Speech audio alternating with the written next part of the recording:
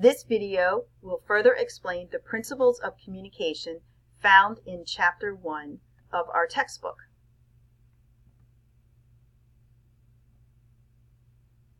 Several principles are essential to understanding human communication in all its forms. First, communication is purposeful. Second, communication happens in varied forms. Third, communication is ambiguous. 4, communication has content and relational dimensions. And fifth, communication is inevitable, irreversible, and unrepeatable.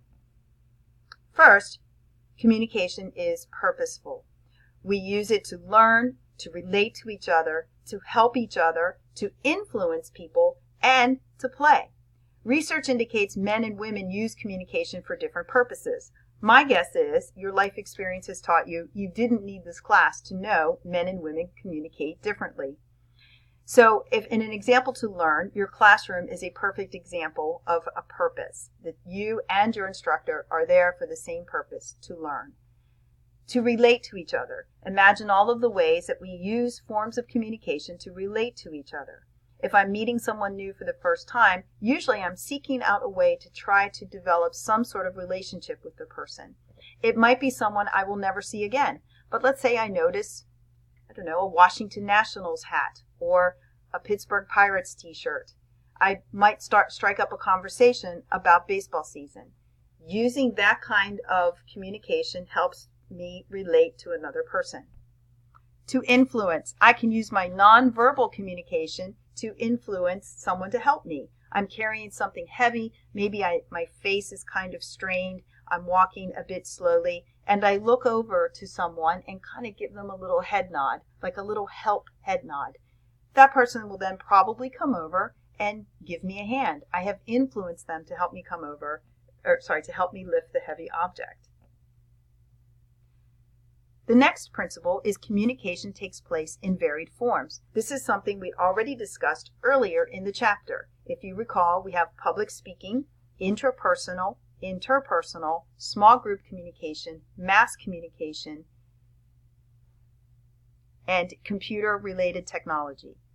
So communication takes place in multiple forms.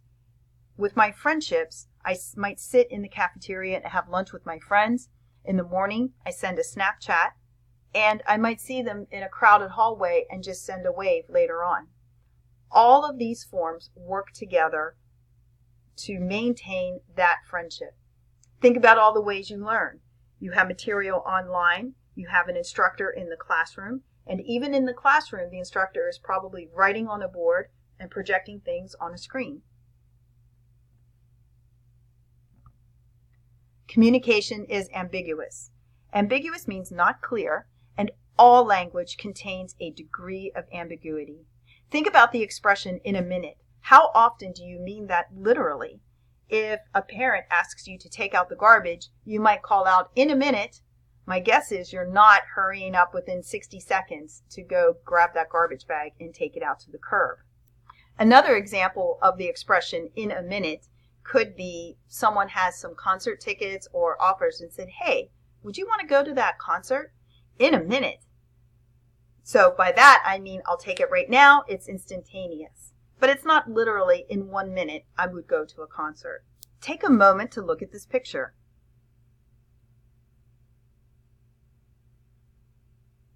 Ambiguity is the uncertainty or inexactness of meaning in language that gives rise to more than one possibility.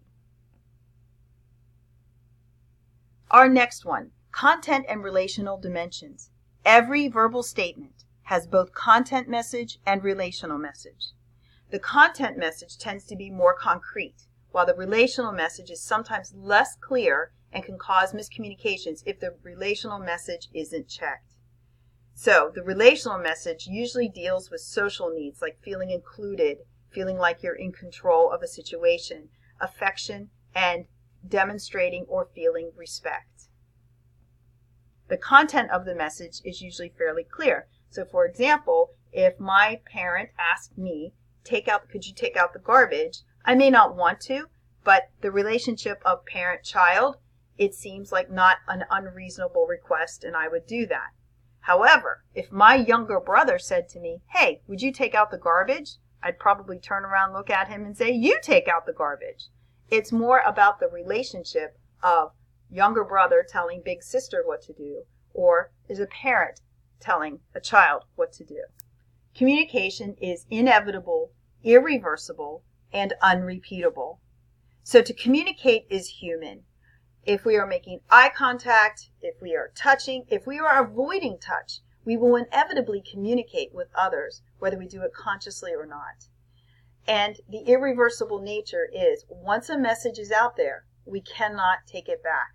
So the impression is made. All we can do is manage the effects. In your book, in chapter 1, there is some discussion of the term negative effects. We're going to get into that in just a minute.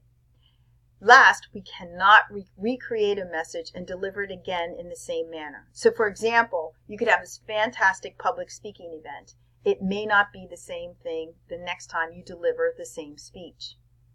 In addition, think about times maybe you've had with some friends where you get together, maybe you go out somewhere or get together at someone's house and you eat and maybe watch a movie or play games, whatever it is, and it is the best night. And you say, you know what, we've got to do this again. And so you try to recreate the same magic connection of that evening and you do it again in, say, a month. And it's not the same. So I always think of the idea, the Buddhist idea of you never stick your foot in the same river twice. 1 month ago you is not the same as 1 month later you. Nobody in that circle of friends is going to be the same person they were as 1 month ago, people.